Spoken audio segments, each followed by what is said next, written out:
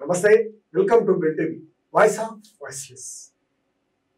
మిర్యాలగూడ పట్టణ అభివృద్ధి సమస్యలు వీటిపై ఎన్నో ఆవిష్కృతమవుతున్నాయి. సామాజిక ఉద్యమాలు అదేవిధంగా రాజకీయ పరిస్థితులపై మనతో మాట్లాడడానికి అంబేద్కర్ యువజన సంఘం, అంబేద్కర్ సంఘం అంటేనే పట్టణంలో గుర్తొచ్చేటువంటి వ్యక్తి కొమ్ము శ్రీనివాస్. సుదీర్ఘకాలంగా అంబేద్కర్ యువజన సంఘానికి బాధ్యతలు వహించి విద్యార్థి దశల నుంచే ఆయన ఈ సామాజిక ఉద్యమాల్లో చేస్తా ఉన్నారు. ఇప్పుడు గాంధీనగర్ మున్సిపాలిటీ కౌన్సిలర్ గా పనిచేస్తా ఉన్నారు. ఇప్పుడు కాంగ్రెస్ పార్టీలో కీలక నేతగా, కాంగ్రెస్ ఎమ్మెల్యే అయినటువంటి బిఎల్ఆర్ కు అత్యంత సన్నిహితంగా ఉంటూ ఆయన సామాజిక ఉద్యమాలకు కూడా సపోర్ట్ చేసినటువంటి వ్యక్తి కొమ్ము శ్రీనివాస్. ఆయనతో మిర్యాలగూడ పట్టణంలో ఉన్నటువంటి సమస్యలు, సామాజిక అంశాలపైన క్లుప్తంగా విశ్లేషించగలం. నమస్తే అండి కొమ్ము శ్రీనివాస్ గారు, బాగున్నారా? చెప్పండి, మీరు మిర్యాలగూడ పట్టణంలో అంబేద్కర్ సంఘం, అంబేద్కర్ అంటే దాదాపు కొమ్ము శ్రీనివాస్ పనే పేరే ముందుకు వచ్చేది గతంలో. మరి ఇప్పుడు మీరు రాజకీయాల్లో ఉంటున్నారు. అసలు మీరు అంబేద్కర్ యువజన సంఘాన్ని ఎప్పుడు స్థాపించారు? ఎందుకు మీరు ఆ వైపు వచ్చారు? మొదటి నుంచి కూడా నేను పర్సనల్గా దళిత ఆర్గనైజేషన్కి ఎక్కువ ప్రియారిటీ. పొలిటికల్కు ఎప్పుడు కూడా పొలిటికల్ వైపు నేను చూడలేదు. అంబేద్కర్ యువజన సంఘం అనేది స్థాపించిన క్రమం నుంచి కూడా ఎంఆర్పిఎస్ కానీ, మాలమానాడు కానీ ఇవన్నీ లేకుండా ఉండేవి. ఒక అంబేద్కర్ సంఘం అంటేనే కారం చెడు చుండూరు ఏ విషయాన్ని కానీ చిన్న వయసులో కూడా మేము అక్కడికి పోవడం కూడా జరిగింది పెద్దల ఆధ్వర్యంలో. ఆ రోజు నుంచి కూడా మేము అంబేద్కర్ సంఘానికి ఆర్గనైజేషన్ చేసుకుంటూ ఉన్నాం. ముందు నుంచి కూడా అంబేద్కర్ సంఘం మిర్యాలగూడ అంటే ఒక బలమైన స్ట్రాంగ్గా ఉండేది, బలంగా ఉండేది. అన్ని సంఘాలు, అన్ని కుల సంఘాలు కూడా అంబేద్కర్ సంఘం అనేది చాలా స్ట్రాంగ్ ఉండేది. ప్రతి సమస్య మీద స్పందించేది, అన్ని విధాలా కూడా ముందంజలో ఉండేది. ఎవరికి అన్యాయం జరిగినా కానీ మేము పోరాడేది. మా పెద్దల ద్వారా మేము కూడా అప్పుడే ఆర్గనైజేషన్ పరంగా ముందుకు వచ్చేది. ఆ క్రమంలో 1995 అక్టోబర్లో అంబేద్కర్ సంఘం ఎన్నుకోవడం జరిగింది. ఆ క్రమంలో నన్ను ప్రెసిడెంట్గా ఎన్నుకున్నారు. అదే కంటిన్యూగా లాస్ట్ ఇయర్ వరకు కూడా నేనే ఆర్గనైజేషన్ పరంగా కానీ మిర్యాలగూడ, నల్గొండ జిల్లా, ఆంధ్రప్రదేశ్లో కానీ, ఉమ్మడి ఆంధ్రప్రదేశ్ ఉన్నా కానీ అంబేద్కర్ సంఘం, అంబేద్కర్ యువజన సంఘం అనేది ఒక కార్యక్రమం చేపట్టింది అని అంటే హైదరాబాద్ తరాల కార్యక్రమం చేపట్టింది ఒక మిర్యాలగూడలో. అది మా ఆధ్వర్యం. ఇంతవరకు 30 years నుంచి కూడా అంబేద్కర్ సంఘం జయంతి ఉత్సవాలు కానీ, ఇక్కడ చుట్టుపక్కల విగ్రహ ఆవిష్కరణలు కానీ పెద్దల సలహాల మేరకు మేము ముందుండి అన్ని విధాల మాకు తోడ్పడ్డ మిర్యాలగూడ పట్టణ పెద్దలకు కానీ అందరూ కూడా మమ్మల్ని ముందుండి నడిపించేది. ఆ క్రమంలో కూడా మేము ఎప్పుడు కూడా వెనకపోకుండా మా దళిత సంఘాల ఆర్గనైజేషన్ ముందుకు నడిపించుకుంటూ చేసుకుంటూ వచ్చినాం. మధ్యలో కొంతమంది దుష్ప్రచారం చేసుకుంటా, కొంతమంది వేరే విధంగా ఈ అంబేద్కర్ సంఘం నుంచి ఎంఆర్పిఎస్ స్థాపించిన తర్వాత ఇట్లా కొంత మాలమానాడు అని ఇట్లా డివైడ్ అయినా కానీ అంబేద్కర్ సంఘం అనేది ఎప్పటికి కూడా చెక్కు చెదరకుండా పటిష్టంగా ఉన్నది ఒక మిర్యాలగూడ. ఇప్పటికి కొనసాగుతుందా? ఇప్పటికి కూడా మొన్న రీసెంట్ గా లాస్ట్ ఇయర్ నూతన కమిటీని పొలిటికల్ కు ఎంటర్ అయిన తర్వాత నూతన కమిటీని వాస్తవంగా ఏంటంటే రాజకీయాలకు అంబేద్కర్ సంఘానికి సంబంధం లేదన్నమాట. అది దాన్ని దృష్టిలో పెట్టుకొని కొత్త కమిటీ కూడా ఎన్నుకోవడం. మీరు అంత భావజాలంతో ఉన్నారు, మరి రాజకీయాలకు ఎందుకు వచ్చినట్టు? రాజకీయం అనేది వాస్తవంగా మనకు ఫస్ట్ నుంచి కూడా రాజకీయం మీద అంత ఇంట్రెస్ట్ లేదు. రాజకీయం మీద మనం ఎప్పుడు కూడా రాజకీయానికి పోలేదు. పార్టీలో మనకు అందరితో సంబంధాలు ఉన్నాయి, అన్ని పార్టీలతో సంబంధాలు ఉన్నాయి, కానీ జెండా పట్టుకున్న రోజు ఎక్కడ లేదు. బిఎల్ఆర్ గారు ఎప్పుడైతే స్వచ్ఛంద సేవా కార్యక్రమం ద్వారా మేము అందరం కలిసి ఉమ్మడిగా ఉన్నాం, అదే ఆయన బాటల్లోనే మేము ప్రయాణిస్తూ ఆయన ఏ రోజైతే కాంగ్రెస్ పార్టీలోకి రావడం జరిగిందో ఆయన సూచన మేరకు, ఆయన మీద అభిమానం మేరకు కాంగ్రెస్ పార్టీలకు మొత్తం సూత్రధారి కొమ్ము శ్రీనివాస్ అంటారు. సేవా కార్యక్రమాలు చేయించడంలో కానీ వాటిల్లో పూర్తిగా ఎక్కువ ఇన్వాల్వ్ అయ్యి ఆయనకు మాకు ఫస్ట్ నుంచి దైవభక్తి ఎక్కువ. అయ్యప్ప స్వామి మాల ప్రతి సంవత్సరం వేసుకుంటాం. వెంకటేశ్వర స్వామి, అయ్యప్ప స్వామి ఈ పూజకు సంబంధించిన విషయంలో కానీ ఇక అన్నకు మేము ఇక్కడ సింక్ కావట్లేదు. సామాజిక ఉద్యమాలు, అంబేద్కర్ ఉద్యమాలు ఒకవైపు, మరి మళ్ళీ అయ్యప్ప భక్తి ఎట్లా? ఇప్పుడు ఇంట్లో అందరూ ఒకటే తీరు ఉండరు. ఓకే. ఇప్పుడు ఒకరి ఇష్టం వాళ్ళకు ఉంటుంది. సేవా కార్యక్రమాలు ఒకటి, మనసులో ఉన్నది ఒకటి. దేవుడు అనేది ప్రతి ఒక్కరికి ఉంటుంది. ఆ దేవుని భక్తి మాకు సపరేట్. ఆ ఉద్దేశం మీదనే దేవుంది సేవా దళిత ఆర్గనైజేషన్. ఈ రోజు కూడా దళిత ఆర్గనైజేషన్. మేము ఇప్పటికి కూడా ఎక్కడైనా కానీ మేము ఉదయం లేచిన కానీ పెద్దవాళ్ళతోటి ఉన్నా, అగ్రవర్ణాలతోటి ఉన్నా కానీ మాకు స్వతహాగా మా యూనిటీకి ఎక్కడైనా దెబ్బ తగిలిందని అంటే పక్కన వాళ్ళని కూడా పక్క పెట్టి మేము దానికోసం ఫైట్ చేస్తానికి మేము ఎప్పుడైనా సిద్ధంగా. అదేవిధంగా బేలారన్న చేసే కార్యక్రమంలో కూడా మేము అందరం కలిసినాం. అందరం కలుసుకుని ఆయన చేసే సేవాకాలకు మేము ముందున్నమాట వాస్తవమే. అందరం కలుసుకొని దాన్ని విజయవంతం చేసుకొని ఏ సేవాకార్యం కూడా పిల్లవాళ్ళు నిద్రపోకుండా కూడా ఆ సేవాకార్యం సక్సెస్ చేస్తానికి మేము శత విధాల ప్రయత్నం చేసుకున్నాం. అదే బేస్ లో అన్న పొలిటికల్కి ఎప్పుడైతే రావడం జరిగిందో ఆయన బాటల్లోనే మేము కూడా కాంగ్రెస్ పార్టీ పొలిటికల్కి రావడం జరిగింది. ఆ బాటలో నడిచిన క్రమంలో గాంధీనగర్ వాసులు 35వ వార్డు ప్రజలు నన్ను ప్రేమించి మిర్యాలగూడలో కాంగ్రెస్ పార్టీలో అత్యధిక మెజార్టీ తోటి నన్ను గెలిపేయడం కూడా జరిగింది. వారికి ప్రత్యేక ధన్యవాదాలు. అంటే ఎమ్మెల్యే కాకముందుకే కౌన్సిలర్ గా బీఎల్ఆర్ చేరినప్పుడు మీరు ఆయనతో పాటు మీకు మాజీ ఎమ్మెల్యే భాస్కర్ రావు తోటి కూడా మంచి సంబంధాలు ఉంటాయి. వాస్తవంగా మాజీ ఎమ్మెల్యే భాస్కర్ రావు తోటి నేను ఎప్పుడు సంబంధాలు లేవు మాకు ఏ రోజు కూడా సంబంధాలు. గత పొలిటికల్ విషయంలో కూడా వేరే వాళ్ళ ద్వారా టీఆర్ఎస్ పార్టీలకు రావాలని చెప్పేసి బాగా ఒత్తిడి చేసారు. పబ్లిసిటీ చేసేసారు. ఆల్రెడీ కొమ్మసీలు రేపు జూలై 18 ఆయన బర్త్డే, జోసిరెడ్డి బర్త్డే, ఫ్లెక్సీలు అన్ని తయారైపోయినాయి, రేపు పొద్దున పార్టీలో జాయిన్ అవుతుండు అని చెప్పడం అయింది. పబ్లిక్ చేసారు. బాగా బిఎల్ఆర్ గారికి నైట్ 2 గంటలకు 3 గంటలకు ఫోన్లు ఇట్లా కొమ్మసీలు పోతుండ అని చెప్పేసి పిచ్చల విడిగా మొత్తం చుట్టుపక్కల మొత్తం అందరికీ ప్రచారం చేశారు.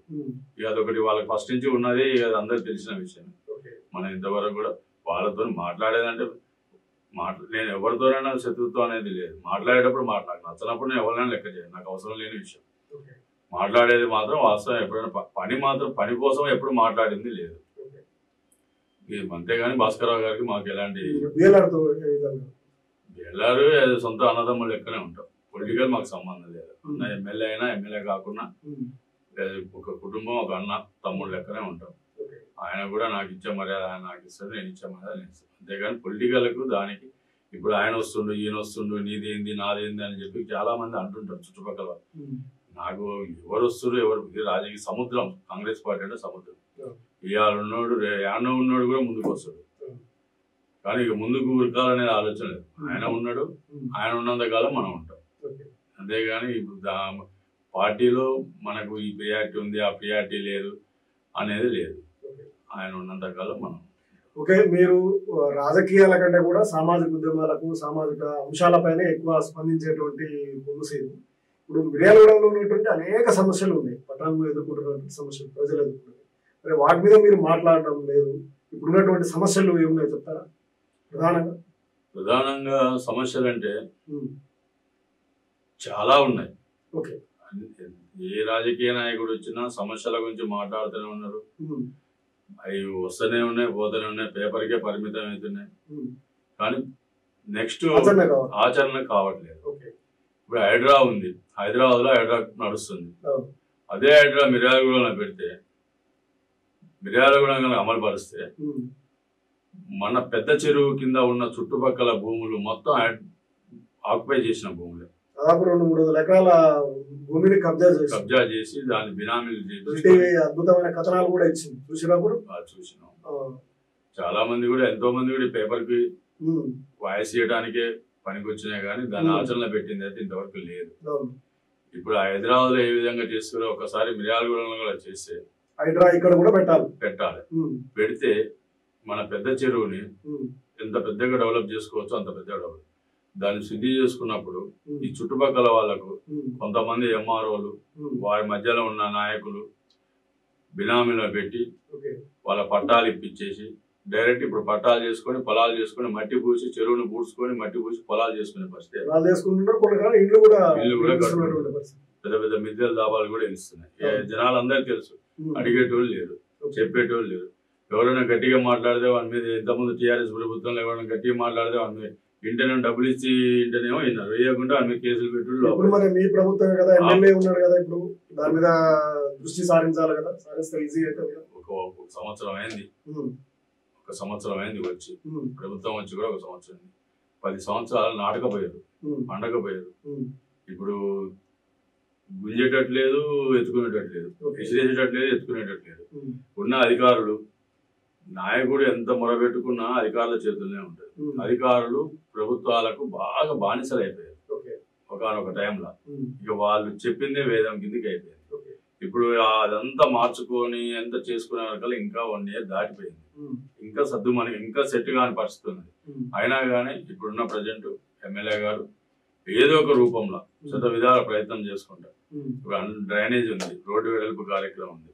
రోడ్డు వెడల్పు కూడా మన శకుంతల థియేటర్ కాడి నుంచి రౌండ్ వరకు రోడ్డు వెడల్పు కార్యక్రమం అసలు గవర్నమెంట్ రూల్ ప్రకారం ఎంత వెడల్పు వచ్చింది, 100 feet రోడ్డు కదా, దాని ఇప్పుడు ఎంత వరకు చేశారు. హడావుడిగా దబదబ కాలువ డ్రైనేజ్ కట్టారు. డ్రైనేజ్ ముందుకు ఎందుకు జరిపినట్టు? ముందుకు జరిపారు. ఎందుకు ఎవరు జరిపించారు అంటే ఎమ్మెల్యే అయిన తర్వాతనే కదా వచ్చింది.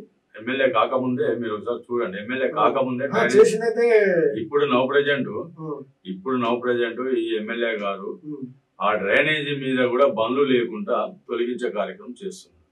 దానికి పోలీస్ డిపార్ట్మెంట్ కూడా చాలా సహకారం చేస్తుంది.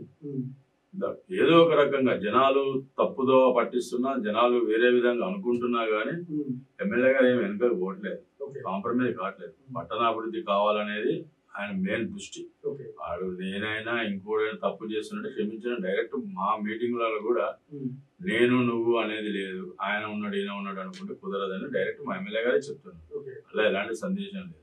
ఈ రోజు మీరు ఒక్క దృష్టి పెట్టుకోండి, ఇంతవరకు మిర్యాలగూడెంలో పోలీస్ డిపార్ట్మెంట్ కానీ అధికారులు కానీ ఇంకెవరైనా కానీ ఇంత తొందరగా ఎమ్మటెమ్మటి ట్రాన్స్ఫర్లు కావడానికి కారణం ఏంటంటే ఇప్పుడు పని ఒత్తిడి కలిగిస్తే ఉండలేకపోతున్నారు. పని ఒత్తిడినా వినట్లేరు కాబట్టి పంపిస్తున్నారు. వినాల్సిన అవసరం లేదు. నీ లాండ్ అండ్ ఆర్డర్ నువ్వు కంట్రోల్ చేసుకో, నీ పని నువ్వు చేసుకో. నేను చెప్పిన వినే పరిస్థితి లేదని ఎమ్మెల్యే గారు ఫస్ట్ నుంచి చెప్తూనే ఉన్నాడు.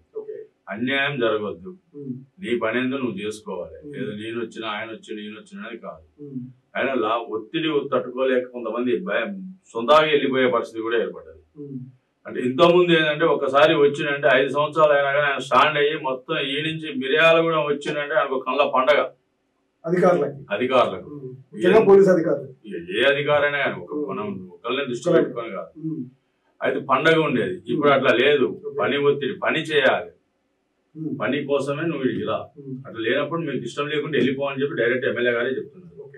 దాని భాగంగానే కొంతమంది వెళ్ళిపోవడం కూడా జరిగింది. అభివృద్ధిల విషయంలో కాంప్రమైజ్ అయ్యే పరిస్థితి అభివృద్ధి ఎక్కడ కనిపించట్లేదు. అభివృద్ధి ఇప్పుడు నీకు 10 సంవత్సరాల మొత్తం 7 లక్షల కోట్ల అప్పు చేసిపోతుంది. మిర్యాలగూడానికి రావాలన్న నిధులు రావాలన్న రాష్ట్రం నుంచే రావాలి కదా. ఇవాళ మన సబ్ కలెక్టర్ గారు ఉన్నారు, 10 సంవత్సరాల నుంచి వసూలు కాని బిల్లులు కూడా ఈ నెల రోజుల 11 కోట్లు వసూలు చేసింది మున్సిపాలిటీ. అంటే ఇన్ని సంవత్సరాల నుంచి ఎందుకు మరుగున పడ్డట్టు? అంటే నిర్లక్ష్యం ఎవరిది అన్నట్టు? ఇటు అధికారులది, నాయకులది. నాయకులు ఎవరు? టీఆర్ఎస్ ప్రభుత్వం.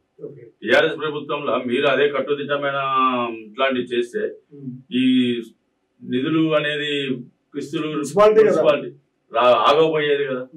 మున్సిపాలిటీ కార్మికులకు జీతాలు, ఒక్కొక్క జీతాలు 6 నెలలకు, 7 నెలలకు, 8 నెలలకు ఇచ్చిన రోజులు ఉన్నాయి. వాళ్ళ పిఎఫ్ డబ్బులు కూడా బాగా ఆదాయం వచ్చే టౌన్ కదా. మున్సిపాలిటీ కూడా ఆదాయాన్ని బాగా కల్పిస్తుంది. మన జిల్లాలోనే ముఖ్యమైనటువంటి పట్టణము, ఇక్కడ పరిశ్రమలు ఉన్నాయి, అన్ని వనరులు ఉన్నాయి. ఎందుకు ఇంత నిర్లక్ష్యము?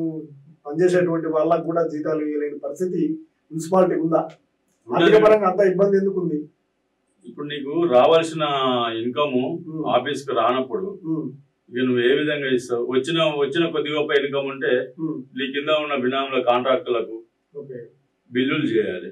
ఆ బిల్లులు బిల్లులు చేసి నీ కమిషన్ నీకు వస్తుండే. కార్మికులు ఏముంది, వస్తారు, లేకపోతే లేదు, పని చేసుకుంటారు, పనికి పోతారు, ఇంకో కూలీ పనికి పోతారు అనేదే. కానీ నీ కార్మికుల మీద దృష్టి పెడితే ఇప్పుడు కాంట్రాక్టర్ల బిల్లులు ఆపేసి కార్మికులకు ఇస్తే వాళ్ళ కడుపు నింటే వాళ్ళు రేపొద్దున ఇంకొద్ది ఎక్కువ పని చేస్తానికి సిద్ధపడతారు. అక్కడ పడితే అక్కడ పడకేసింది చాలా పరిస్థితి, చాలా ప్రాంతాలలో. ఈరోజు ఎమ్మెల్యే గారు వచ్చిన తర్వాత కార్మికుల జీతాల విషయంలో కానీ వాళ్ళకి రావాల్సిన వాటి గురించి కూడా ప్రతిరోజు కమిషనర్ గారితో కానీ సబ్ కలెక్టర్ గారితో కానీ ఆర్డీఓ వ్యవస్థ అయిపోయిన తర్వాత సబ్ కలెక్టర్ గారు వచ్చిన తర్వాత సబ్ కలెక్టర్ గారు కూడా చాలా యుక్త వయసులో చాలా విధంగా ఊరు అభివృద్ధి కోసం చాలా పాటుపడుతున్నారు. మొన్న ఎంతమంది పెద్ద వాళ్ళ ఇంటికి నోటీసులు పంపించడం జరిగింది, మీ దృష్టికి కూడా తెలుసు. అయితే మనకు అరే వీళ్ళు కూడా కట్టాలనా, వీళ్ళు కూడా ఇవ్వాలనా అన్న దూరంగా ఆలోచించుకునే పరిస్థితి వచ్చింది మిర్యాలగూడ ప్రజలు. వీళ్ళకి ఏమైందా, బిల్లు కట్టలేదు, వీళ్ళే కట్టినప్పుడు మేము ఎందుకు కట్టాలి, మమ్మల్ని అయితే రోడ్డు మీద పడేసి గుంజుతారు. సామాన్యులు అదే పరిస్థితి చేస్తారు.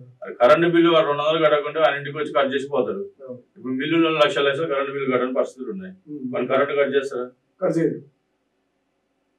అట్లాంటి జనాలకు ఈ విధంగా ఈ సబ్ కలెక్టర్ గారు రావటం వల్ల ఈ కాలేజీలో, ఈ స్కూల్లో కానీ, ఈ బిల్డింగ్ లో కానీ, ఈ అపార్ట్మెంట్ లో కానీ ఇంత డబ్బులు ఉన్నాయని చెప్పేసి పబ్లిక్ తెలిసిపోయింది. ఇక అభివృద్ధి ఎందుకు జరగట్లేదు అన్నట్టు. ఇప్పుడు అనేక కాలనీల్లో లైట్లు ఏమంటే కొత్తగా వేయడానికి లేదు అని చెప్తున్నారు. ఇదేంటి అసలు సమస్య? అనేక ప్రాంతాలకు లేవు, లైట్ లేకుండా ఇంకా చీకటి. ఇంత పట్టణము, ఇంత అభివృద్ధి చెందినటువంటి పట్టణం ఇది, కనీసం కాలనీల్లో అనేక చోట్లలో కూడలిల్లో కూడా లైట్లు లేని పరిస్థితి. వాస్తవంగా ఏంటంటే మాది 35వ వార్డు గాంధీనగర్ అర్జునవాడ అని పేరు పెట్టారు. అది కాదు, అర్జునవాడ కిందనే పాడిపోయింది. గాంధీనగర్ 35, 34 కలుపుకొని ఉన్నాయి. అక్కడ కూడా చాలా సమస్యలు ఉన్నాయి. సమస్యలు పుట్టిందే అక్కడ. ఊరు పుట్టింది గాంధీనగర్. ఊరికి వెళ్ళేసారు కొస. ఇప్పుడు అది ఊరు మధ్యలో అయిపోయింది. అక్కడ డ్రైనేజీ ప్రాబ్లం. అటు సైడ్ చిన్న చెరువు మిర్యాలగూడ సంబంధించిన వేస్ట్ వాటర్ కానీ అన్ని కూడా అక్కడికి జామ్ అవుతాయి. అక్కడ పురుగులు అన్ని. ఆ చుట్టుపక్కల ఇంకోటి మొత్తం రైస్ మిల్లులు. ఆ రైస్ మిల్లుల వల్ల మా గాంధీనగర్ లో ఒక దాదాపు నాకు ఇప్పుడు 49, 50 నాకు తెలిసి ఒక 5-6 వేల మంది చనిపోవచ్చు కాలుష్యం వల్ల. టీబీ, క్యాన్సర్, పెరాలసిస్, పక్షవాతం ఇవన్నీ కూడా వచ్చినాయి. దాని మీద ఎన్నోసార్లు మిల్లు యాజమాన్యంతో కొట్లాడటం జరిగింది. ఆర్డీఓ గారికి జరిగింది. రీసెంట్లీ కొత్తగా సబ్ కలెక్టర్ గారు వచ్చినప్పుడు కూడా సబ్ కలెక్టర్ గారు కూడా వినతి పత్రం ఇచ్చుకోండి. అయినా కానీ అది ఎప్పుడు కూడా అది ఎందుకు మరుగున పడుతుందో అర్థం కాదు. మా ఎమ్మెల్యే గారి దృష్టి కూడా తీసుకోవడం జరిగింది. రేపు April 14 కూడా దాని మీద ఒక కార్యక్రమం చేద్దామని చెప్పి మేము డిసైడ్ అయిపోయాం.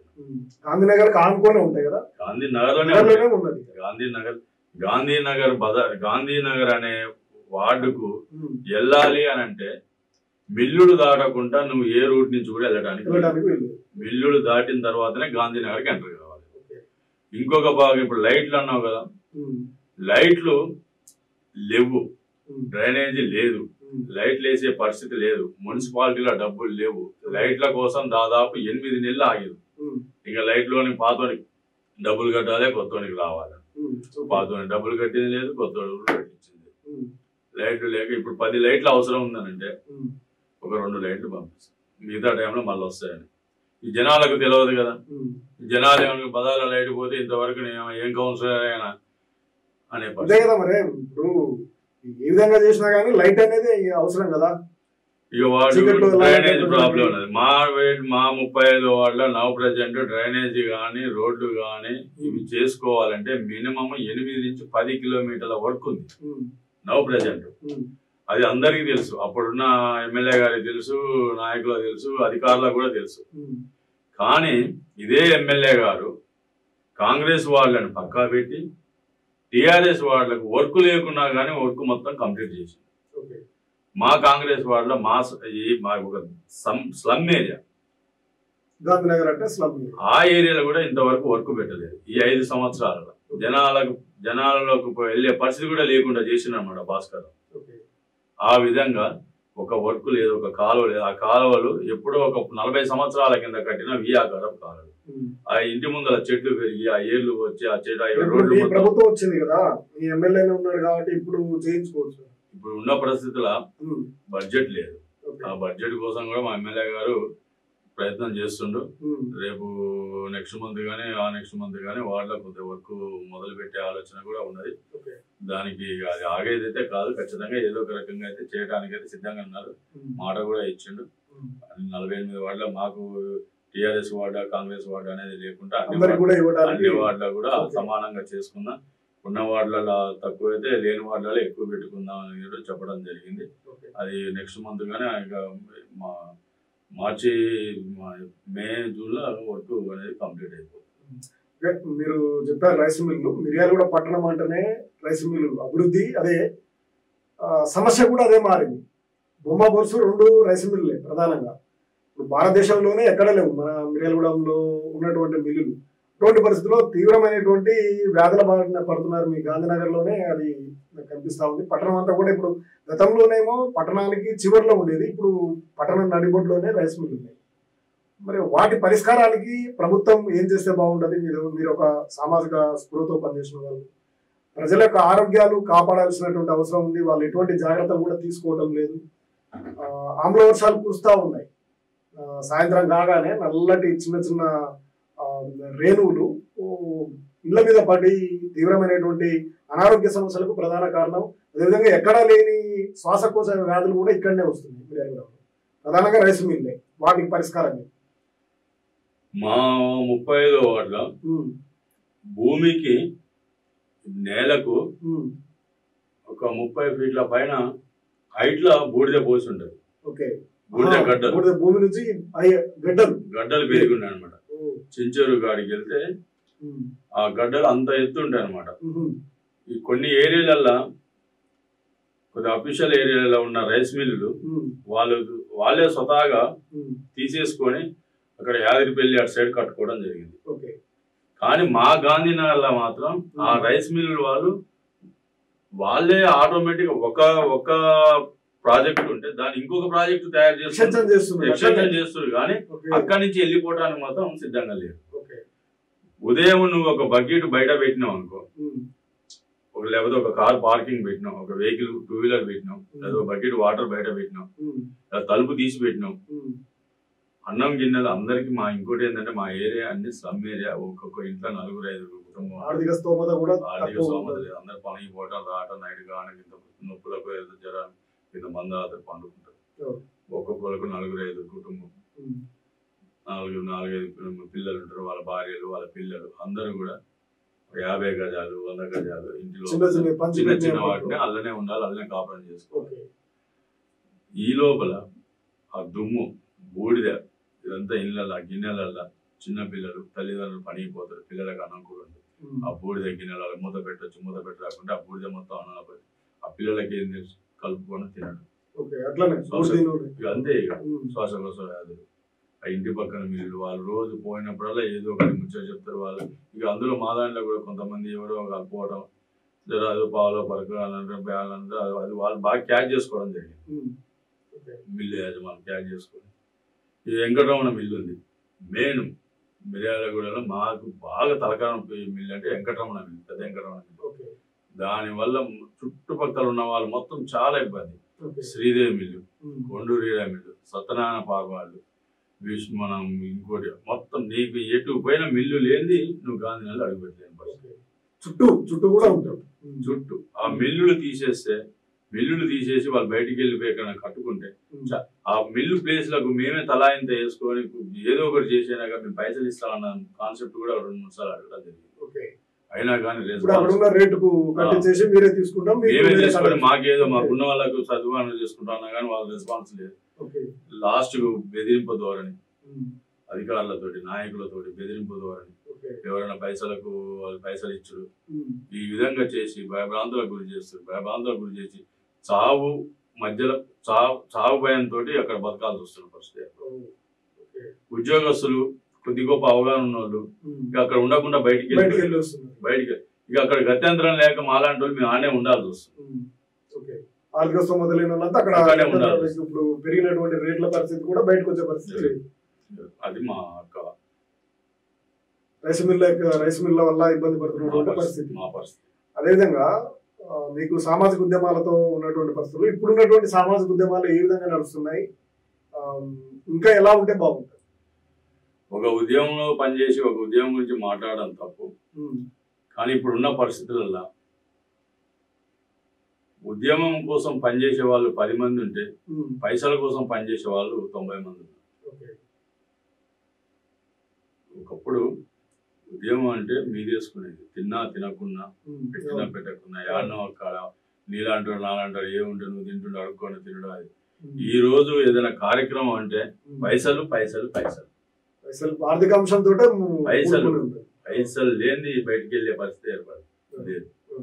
ఇక జనాలకు అట్లా అలవాటు అయిపోయింది. ఈ రోజు ఏదైనా కార్యక్రమం, జయంతి కార్యక్రమం కానీ, వర్ధంతి కార్యక్రమం కానీ, ఇంకేదైనా సెమినార్ కానీ, ఏదైనా మీటింగ్ అంటే చందాల రూపాన జనాలకు కూడా విసిగెత్తే పరిస్థితి ఏర్పడ్డది. ఇంతకుముందు ఏదైనా కార్యక్రమం చేస్తున్నట్టే నువ్వు 100 రూపాయలు ఇస్తానికి నువ్వు తృప్తిగా సంతోషంగా ఇచ్చేది. అరే కార్యక్రమం చేస్తాను. ఈ రోజు ఈ కార్యక్రమాన్ని 20 మంది చేస్తారు. 20 మందికి నువ్వు 20 రోజుకు 20 మందికి 100 ఇవ్వాలంటే 2000 అవుతుంది. అవతలని కూడా ఇబ్బంది పడే పరిస్థితి ఏర్పడ్డది. ఒక్కొక్క బ్లాక్ మెయిలింగ్, బెదిరింపు, నువ్వు ఎట్టడ చేస్తావు చూస్తావు అనే జనాలకు కానీ అది ఉద్యమం లెక్క లేదు, బ్లాక్ మెయిలింగ్ లెక్క అయిపోయింది ఇప్పుడున్న ప్రజెంట్ సమాజం. వాడి ఉద్యమం అంతా స్టాండర్డ్గా లేదని నేను అనుకుంటున్నాను. ఇప్పుడున్నటువంటి రాజకీయ పరిస్థితుల్లో బిఎల్ఆర్ పై అనేక విమర్శలు వస్తూ ఉన్నాయి. అంతా సమస్యలు పరిష్కరించడంలో ప్రజలకు అందుబాటులో ఉండలేకపోతున్నారు. దాన్ని మీరు ఏకీభవిస్తారు? ప్రజలకు అందుబాటులో ఉండట్లేదు అనేది తప్పు. అది ఒకటి ఏంటంటే విమర్శలు వస్తున్నాయంటే అమ్మ కాలం చేసింది, అన్న వాళ్ళ అమ్మ కాలం చేసింది. ఎలక్షన్ కాలం చేసిన తర్వాత ఆయన అంతకుముందు చేసే కార్యక్రమాలు ఉన్నాయి కదా, ఈ కార్యక్రమాలని 1 year వరకు ఆయన ఆపడం జరిగింది. 1 year అయిపోయింది. మొన్న డిక్లేర్ కూడా చేసిండు, మళ్ళా మొదలు పెడుతుందని చెప్పి మొన్న డిక్లేర్ కూడా చేసిండు. అదొక భాగం. అయితే ఈ 1 year క్రమంలో ఇప్పుడు కొంతమంది ఉంటారన్నమాట, ఈ టీ స్టాల్ కాడ మన సిట్టింగ్ కూర్చున్న కాడ అలా ఒక 10 మంది గుంపున్న కాడ ఒక 2 బ్యాచ్ ఉంటుంది. వాళ్ళు ఏం లేదు, యాపిల్ టీవీ మొత్తం డబ్బులకు ఆల్మోడ్ పోతుంది, ఆ పని దాని పని అదే, అందుకనే మొత్తం వెనకేసుకుంటుండు వీటి అని చెప్పేసి ఆ 10 మంది తినడానికి 2 మాట్లాడుకుంటారు. ఈ 2 పని కట్టుకొని తిరిగేది ఇప్పుడు నేను బదలాం చేయడానికి. ఈ 2 మాటలు ఆ 10 మంది తింటారు కదా, ఆ 10 మందిలో ఎవడో ఒకడు ఉంటాడు, ఇట్లా అయిందంట ఇట్లంట, ఆయన ఎలక్షన్ కోసమే ఇవన్నీ పెట్టిండు, ఎలక్షన్ అయిపోగానే ఆపేసిండు చూసినావా అనేది. ఏంటంటే ఇది మౌత్ వాయిస్ ఎక్కువ, పబ్లిసిటీ. వీళ్ళు ఏంటంటే వీళ్ళకు ఒక జీతం ఇచ్చి పంపిస్తారు అన్నమాట వీళ్ళని, రోజు ఖర్చులకు ఇచ్చి. ఇక నువ్వు ఇదే పని, నువ్వు ఈడొక్కడ ఆడొక్కడ మాట్లాడు, అట్లా ఒక 20 మందిని తయారు చేసి పంపించేది. ఎలక్షన్ అయిపోయిన కానీ ఇదే పని చేసుకుంటూ వచ్చారు. అట్లా ఏంటంటే జనాలకి ఇక ఇప్పుడు సామాన్య మానవులకి ఏమనిపిస్తుంది అంటే, అరే బిఎల్ఆర్ నీకు ఇన్ని రోజులు మిర్యాల కూడా నీకు అవగాహన ఉన్న కానించి ఈ విధంగా కార్యక్రమాలు చేసిన వాళ్ళు, కోటాను సంపాదించిన వాళ్ళు మిర్యాల కూడా ఉన్నారు. ఈ విధంగా కార్యక్రమాలు చేసి బయటకు వచ్చిన వాళ్ళు ఎవరన్నా ఉన్నారా? సో ఈ లయన్స్ క్లబ్ ఇవి అని అంటే మనం ఎందుకంటే సొసైటీకి సంబంధించిన స్వతహాగా వ్యక్తిగతంగా సొంత డబ్బులు ఏ ఆధారం లేకుండా ఆయన సంపాదించిన దాంట్లోనే, ఆయన ఏం సంపాదించిండు, ఎట్లా వచ్చింది, ఆయనకి ఏముంది అనేది ఈ రోజు ఒక మనిషి నాకు ఆపద ఉందని పోతే సాయం చేసిండు. అట్లా మిర్యాలగూడెంలో ఇన్ని సంవత్సరాల నుంచి ఎవరికి డబ్బులు తక్కువ ఉన్నాయి, అందరికి సేవా దృక్పథం ఉన్నోళ్ళే ఉన్నారు. మరి ఇన్ని రోజులు ఎందుకు బయటికి రాలేదు? కేవలం సేవ అనే ముసుగుతోటి రాజకీయాలకు వచ్చిన ఎమ్మెల్యే కావడానికి కోసమే అంటే మీరు సేవ అనే ముసుగుతోటి రాజకీయాలకు రావాలంటే సేవే ఎందుకు చేయాలి? డబ్బులు ఇచ్చుకుంటుంటే టికెట్ కొనుక్కొచ్చుకొని డైరెక్ట్ ఎమ్మెల్యే కాలేదు. ఏ డబ్బులు 10 సంవత్సరాల నుంచి పెట్టే బదులు 10 సంవత్సరాల డబ్బులన్నీ ఒక్కనే పెట్టి ఒకటేసారి నీలాంటి ఇప్పుడు కొంతమంది నాయకులు ఓటుకు 1500, 2000, ఇగో మీ కులానికి 5 లక్షలు, ఇగో ఈ కులానికి 10 లక్షలు అని చెప్పి ఇచ్చి రాజకీయాలకు వచ్చిన వాళ్ళు లేరా? అట్లనే చేసుకోవచ్చు కానీ సేవా కార్యక్రమాలు ఎందుకు చేసుకుంటూ రావాలి? చెప్పడానికి ఎన్నైనా ఉంటాయి. ఇప్పుడు ఒక బదలాం చేయాలంటే ఏదో ఒకటి వేయాలి. ఓ 10 వేస్తే ఒకటి తగలదా? అట్లా కావాలనే బదలాం చేస్తాం. ఇంకా పట్టణ అభివృద్ధి కోసం సమస్యల పరిష్కారం కోసం ఎలా ఉంటే బాగుంటుంది? పట్టణ అభివృద్ధి అనేది ఇప్పుడు ప్రజెంట్ అయితే కొద్దిగా నడుస్తూనే ఉన్నది. రేపు ఈ అక్కడ ఖమ్మం రోడ్డు మూలికా నుంచి రౌండ్ దాకా రోడ్డు ఏడల్పు కార్యక్రమం అయిపోయిన తర్వాత ప్లస్ మనకు ఇంకోటి ఏంటంటే ఎక్కువ యాక్సిడెంట్లు హైవే మీద నడుస్తుంది. చింతపల్లి బైపాస్ కానీ ఇక్కడ నందిపాడు బైపాస్ కానీ దానికి కూడా ఫ్లైఓవర్ శాంక్షన్ అయింది. ఫ్లైఓవర్ శాంక్షన్ అయ్యి చాలా రోజులు అవుతుంది కదా, చాలా రోజులు ప్రచారం బాగా చేసినారు.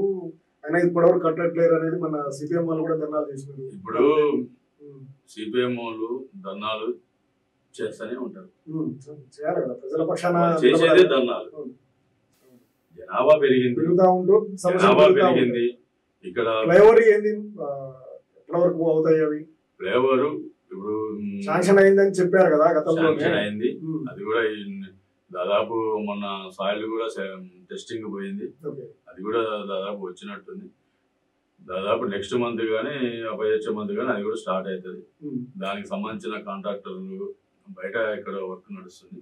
అది కంప్లీట్ కాగానే మన దగ్గర స్టార్ట్ చేసి ఆగేది ఏముంటుంది. ప్రచారానికి ఏముండదు, ఎన్నో ప్రచారాలు ఉంటాయి. నువ్వేం చేసినావు, ఎన్ని సంవత్సరాలు నువ్వు పరిపాలించినావు కదా, నువ్వేం చేసినావు నేను అడుగుతుంది. ఈ మిల్లుల పరిస్థితి ఏంది? వ్యాపారులు మీరు కుమ్మక్కై మిర్యాలు కూడా నడిపారు. ఇప్పుడు కూడా అదే పరిస్థితి ఉందా? ఇప్పుడు అదే పరిస్థితిలో ఉంటే రైతులు ఎమ్మెల్యే గారి ఇంటికాడికి వచ్చి ఎమ్మెల్యే గారు ఆడిపోయి మీరు మొన్న ఒక స్టేట్మెంట్ చేశారు. రైతులు, ఎమ్మెల్యే గారు, వ్యాపారం ఎంత మధ్యలో ఎంత వాగ్దానం జరిగిందో మీరు కూడా గమనించారు, జనాలు కూడా గమనించారు. ఇక అట్లాంటప్పుడు కుమ్మక్క అయితే పుట్టిన నిన్ను అంటగా నువ్వు సపరేట్ ఊకో, తర్వాత మనం కూర్చుందాం అన్న రోజులు. ఇప్పుడు మద్దతు ధర అని అంటే ఇప్పుడు ఒక మిల్లు ఉందండి, నువ్వు పంపిస్తున్నావు, నువ్వు ఒక మిల్లుకి నీకు తెలిసిన మిల్లు పంపించినావు, నువ్వు పంపించినావు అని చెప్పి ఆ మిల్లు ఆయన ఏం చేస్తున్నాడంటే, అంటే లైవ్ నేనున్నా ఒక ప్రెజెంట్, సినన్నా నువ్వు పంపించినావు, అయితే నువ్వు పంపించినందుకు ఇంకో 10 రూపాయలు ఎక్కువ వేసినా కానీ ఒడ్లు మొత్తం ఖరాబ్ అయిపోయినా అన్న, మొత్తం అసలు దేని పనికి రావు. నువ్వు పంపించినావు కాబట్టి ఇక 10 రూపాయలు వేసినా నువ్వు చెప్పినవని. అంటే రైతుకి ఏమి ఇన్ని 6 నెలలు పండించి తిండి లేక తిప్పలు లేక వర్షాలు వస్తే కాపాడుకొని అన్ని చేసి అది తీసుకొచ్చి మిల్లు కాడికి రా ఒక్క మాటతోటి వామ్మ ఇది ఏమైనా పోతే మళ్ళీ ఏమైనా పోతే 10 రూపాయలు చాలని చెప్పి వెళ్ళిపోయే లేని పరిస్థితి. అట్లా వాళ్ళు అట్లా భయభ్రాంతులకు గురి చేస్తుంటే మనం కూడా ఒడ్ల గురించి నాకు తెలియదు, నాకు అవగాహన లేదు. అరే నేమో ఒడ్లు బాగాలేవట్టు మళ్ళీ రేపు ఎల్లుండి ఇంకేమైనా ఖరాబ్ అయితే సరే నా ఏదో ఒకటి చేసి పంపి అనే పరిస్థితి వచ్చింది. అట్లా వాళ్ళు రైతులని ఆ విధంగా మభ్య పెడుతున్నారు. కంట్రోల్ సిస్టమ్ ఎమ్మెల్యే స్థానికంగా ఉన్నారు కాబట్టి వాళ్ళని కంట్రోల్ చేయగలవచ్చు కదా, అధికారులతో సపోర్ట్ తోటి, జిల్లాధికారుల సపోర్ట్ తోటి 80% కంట్రోల్ అయిందని నేను భావిస్తున్నాను. ఎందుకంటే దానికి పోలీస్ డిపార్ట్మెంట్ కూడా ఇప్పుడున్న ప్రజెంట్ డిఎస్పీ గారు అన్ని విధాల కూడా వాళ్ళు కూడా ముందంజలో ఉండి, డిఎస్పీ గారు ముందంజలో ఉండి ప్రతి ఒక్క దాన్ని వాళ్ళ దృష్టికి వచ్చిన దాన్ని, ఇప్పుడు ఆసియా ఖండంలో రెండవది ఎక్కడెక్కడ ఏమేమి మిల్లులు ఉన్నాయో ఇక్కడ పుట్టి పెరిగిన మనకి అంత అవగాహన లేదు. వాళ్ళు 2 సంవత్సరాలు 3 సంవత్సరాలు ఇక్కడ చూసుకోలేదు. చిన్న మిల్లులని పెద్ద మిల్లులని ఎక్కడెక్కడో మిల్లులు ఉన్నాయి. ఇప్పుడు ఆ సందులో జరిగే మిల్లు మన దృష్టికి రాదు. దృష్టికి వచ్చిన దాన్ని డిపార్ట్మెంట్ వదిలిపెట్టట్లేదు. ఇక దృష్టికి రాని దాన్ని ఏం చేస్తారు, దృష్టికి రాని దాన్ని పబ్లిసిటీ చేస్తున్నారు. అట్లా ఇట్లా బదలాం చేయడం వల్ల ఉన్నది, కానీ వేరే ఉద్దేశం అయితే కాదు. రైతులకు అన్యాయం చేయాలనేది ఇంతవరకు ఎమ్మెల్యే గారి మనసులో లేని విషయం. ఉంటది ఆయన చిన్నప్పటి నుంచి కష్టపడి వచ్చిన ఆయనకు ఎందుకు ఉండదు ఒకరు మోసం చేయాలి రైతులు, మిల్లర్స్ అట్లా అనుకుంటే మిల్లర్స్ గురించి పెద్ద చరిత్ర ఉంది. వాళ్ళు ఎవరినైనా కొనలేస్తారు, ఎవరినైనా తొక్కలేస్తారు. వాళ్ళు మిర్యాల కూడా మిల్లర్స్ వాళ్ళదే రాజ్యం వాళ్ళదే కదా. అట్లాంటిది ఆయన అంత ఈజీగా వదిలిపెట్టే ప్రసక్తే లేదు. ఎవరినైనా కానీ ఎప్పుడు టైం అంతే కదా. ఇప్పుడే అనుకోగానే ఈ రోజే అంటే అది కాని పని, సరే జరుగుతుంటది. ఇంత పెద్ద మిర్యాలగూడలో ఇంత పెద్ద మిల్లులో అన్నం పొరపాటు జరుగుతుంటది. అది మనకు దృష్టికి రానంత వరకే. దృష్టికి వస్తే ఆయన వదిలిపెట్టాడు, దృష్టికి రాని ఇట్లా పబ్లిసిటీ చేస్తుంది జనాలు. విన్నారు కదా, మిర్యాలగూడ సమస్యలపై ప్రధానమైనటువంటి సమస్య మిల్లులు. అదేవిధంగా ఆయన వార్డుకు సంబంధించినటువంటి గాంధీనగర్ లో మిల్లుల యొక్క పరిస్థితి, వాటి వల్ల వారి యొక్క ఆరోగ్యాలు ఏ విధంగా ఖరాబ్ అవుతున్నాయనేది కూడా మనకు సవివరంగా వివరించడం జరిగింది. అదేవిధంగా మిర్యాలగూడ అభివృద్ధిలో బిఎల్ఆర్ పాత్ర కూడా కీలకంగా మారనుంది. రానున్నటువంటి రోజుల్లో తప్పకుండా సమస్యల పరిష్కారానికి కృషి చేస్తారని కూడా చెప్తున్నారు. సామాజిక ఉద్యమాలతో వచ్చినటువంటి కొమ్ముసీను సామాజిక అంశాలపై కూడా విశ్లేషణ చేయడం జరిగింది. ఓకే, థ్యాంక్ యూ అన్న, థ్యాంక్ యూ. మరిన్ని పదవులు అనుభవించి ఒక దళితునిగా మంచి గుర్తింపు పొందాలని బెల్ టీవీ ఆశిస్తుంది. అందుకు తప్పకుండా మీకు సపోర్ట్ చేస్తున్నాను. Thank you.